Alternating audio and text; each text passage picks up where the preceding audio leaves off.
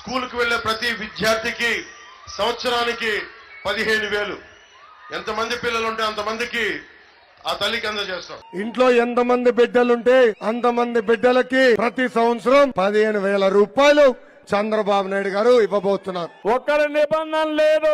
ఇద్దరుంటే ఇద్దరికి ఇస్తా, ముగ్గురుంటే ముగ్గురికి ఇస్తా, నలుగురుంటే నలుగురికి ఇస్తా.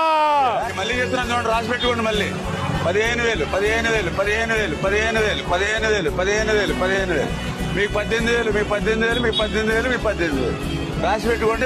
ఇంక మళ్ళీ ఇంకొక అమ్మాయి వచ్చింది, ఈ అమ్మాయికి 15,000. ఇప్పుడు తల్లికి వందనానికి సంబంధించి గైడ్ లైన్స్ జారీ అయ్యాయి. ఏంటయ్యా అంటే ఒక కుటుంబానికి ఆధార్ కార్డు ఆధారంగా, ఆధార్ లేకపోతే 7 రకాలైనటువంటి కార్డులు తీసుకుని వాళ్ళని అర్హులుగా గుర్తించాలని చెప్పి పేదరికం దిగువన ఉన్నటువంటి వాళ్ళకి ఇది వర్తింపచేయాలని, అదే సందర్భంలో 15,000 రూపాయలు అన్నటువంటిది అనౌన్స్ చేస్తూ